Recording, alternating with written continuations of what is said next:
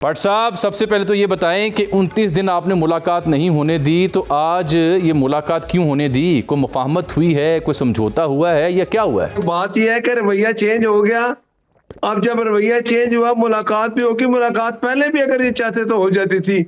उनकी बहन की मुलाकात हुई है, बहुत अच्छी बात है। उन्होंने आगे बाहर बताया भी कि इमरान खान साहब बिल्कुल ठीक है। भाई एक बात याद रखें, वो कैदी हैं, तो कैदियों के जो मुलाकात का शेड्यूल है उसके मुताबिक आप सुप्रीडेंट जेल से जब बात करते हैं वो आपको देखते हैं कि अब कोई इस तरह का खतरा नहीं है कि कोई बाहर से आके हमला करेगा या बाहर लोग खड़े हैं कोई ऊपर चढ़ाई कर देंगे। तो मुलाकात होगी, उनकी बहन की तफसील वो उन्हें आपको बता भी दी। दूसरी बात यह है कि आपने अभी कहा जी के गवर्नर राज, अब आप वज़ीर आला को समझ आई कि मुझे जाके वहां बैठ के अपने सूबे के लोगों का ख्याल करूं, वहां जाके जो हालात जो है आवाम के वो ठीक करूं, अपने सूबे के दहशतगर्दी पे कोई ताउन करूं। और ये भी मैं बता दूं प्लीज कि अब जब कोई मीटिंग होगी वफाक की इस बारे में कि जो दहशतगर्दी है उसका कलाकामा करने के लिए अगर कोई एक मीटिंग होती है, तो मुझे यकीन है कि वजीर आला जो के पीके का वो भी तशरीफ लाएंगे, वो भी आके वहां बैठेंगे और उसमें उनकी मुशावरत भी होगी। ये सारी बातें ठीक है, हुकूमत चाहती भी यही है। ठीक है, चारों सूबों एनएफसी की एक मीटिंग हो रही है, उसमें तो सीएम जा रहे हैं। एनएफसी की एक मीटिंग हो रही है, उसमें वो जा रहे हैं, ऑफिशियल स्टेटमेंट उनकी आई है। भट्ट साहब, अभी मैंने आपके कायदे मोहतरम के हवाले से बात करनी है, ये नोटिफिकेशन की ताखीर के ऊपर बात करनी है। अभी कई मौज़ूआत आपके लिए मैंने संभाल के रखे हुए हैं और मुझे पता है आप बिना लगी लिपटी बात करते हैं मेरे शो में। फैसल साहब, भट्ट साहब कह रहे हैं कि रवैया तब्दील हुआ है, तो मुलाकात हो गई। क्यों नहीं आप रवैया तब्दील करते सर? देखिए जी, हमने तो आज मुलाकात हासिल की है। आज हमारे लोग गए हैं, जाहिर है जिस तरह से वहाँ पे कारकुनान गए हैं, जिस तरह से पार्लियामेंटेरियंस वहाँ निकले हैं, जिस तरह से सुहेल अफरीदी ने दिलेरी से पिछले जो है अपनी जदोजहद की है, तो मुलाकात तो इन्होंने करानी थी आज। और इंटरनेशनल मीडिया का प्रेशर इनके ऊपर है। और बुनियादी तौर पे जामी साहब, ये इंटरनेशनल मीडिया का प्रेशर है या भारतीय मीडिया का? नहीं, लोकल मीडिया का प्रेशर तो हर जगह होता है ना। एक सोशल मीडिया का भी प्रेशर है। भारतीय मीडिया का क्या प्रेशर होना है? उनकी तो क्रेडिबिलिटी कोई नहीं है। गुजारिश ये है कि ये जो मामलात हैं इस हुकूमत के पैर नहीं है।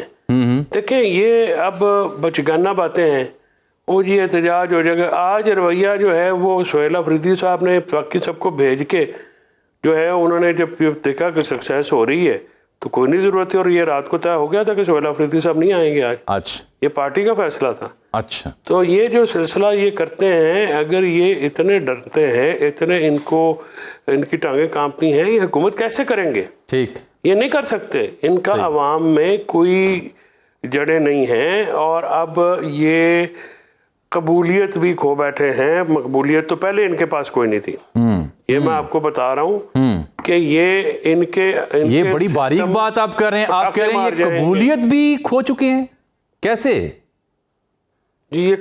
ये कबूलियत भी खो चुके हैं और इनके सिस्टम पटाखे मारेंगे, मैं आपको बताऊंगा। सिस्टम पटाखे ये जो है, इनको जो इनको समझ नहीं आ रही। ये जो मफलर सफलर पहन के, लंदन के महंगे सूट पहन के मेरा दोस्त फिरता है ना पिंडी में, ये काम अब थोड़ा रह गया। तो तैयारी पकड़ो। तो तुसी जड़ा भट्ट साहब को एक आधा सूट चोइस साहब को भी तोहफा देना। भट्ट साहब को एक आधा सूट चोइस साहब को भी तोहफतन दें। ये ऑन एयर ताने मार रहे हैं आपको महंगे सूटों के। मैंने मोहतरमा से बात मैंने कहा कि अगली दफा फिर रवैया चेंज करके उसी तरह पुराने तरीके से तो मुलाकात इनकी नहीं होगी। ये रवैया रखेंगे तो हर हफ्ते मुलाकात होगी। ले, ठीक हो गया, ठीक हो गया, ठीक हो गया। आज तो नवा रवैया था भाईजान। ठीक है, ठीक है। अच्छा, मैं जरा सेंटर शहर कामरान साहिबा को भी ऑन बोर्ड कर लूँ, तशरीफ रखती हैं वो भी। अच्छा, शहर कामरान साहिबा, ये फिर जो गवर्नर राज का मामला था, ये फिर बस महज धमकी थी सीएम साहब को रोकने के लिए कि वहां रहें, इधर ना आए? ये तो आप बैरिस्टर अकील से पूछें कि वो कहाँ से ये निकाल के लेकर आए।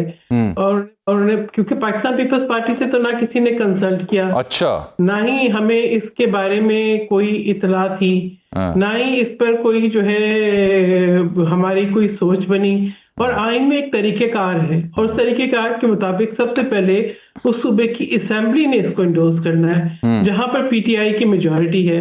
तो मैं समझती हूँ कि अगर आइन को सामने रखें और अगर जो एक तरीकेकार को सामने रखें, पीपल्स पार्टी से आप कंसल्ट ही ना करें जो आपके इत्तेहादी हैं, और आप इस किस्म के बयान दे दें।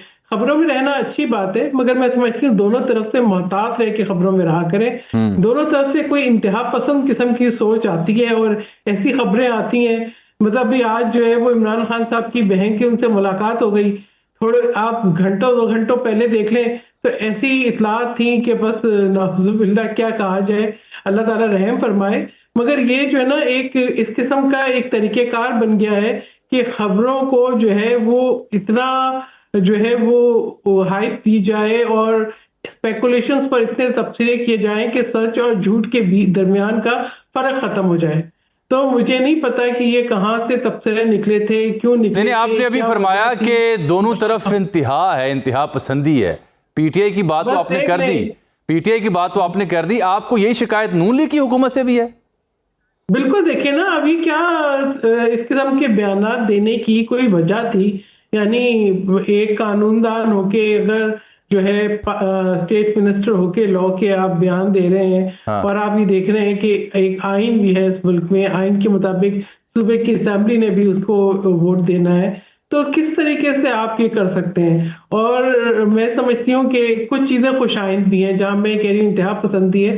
देखिए जो है चीफ मिनिस्टर केपी ने इस बात का इंदिया दिया है, इस बात पे उन्होंने एग्री किया है कि वो एनएफसी की इम्पोर्टेंट मीटिंग में शरीक होंगे। तो ये जो मैं समझती हूँ कि जो पार्टिसिपेशन है दिस इज वेरी इंपॉर्टेंट।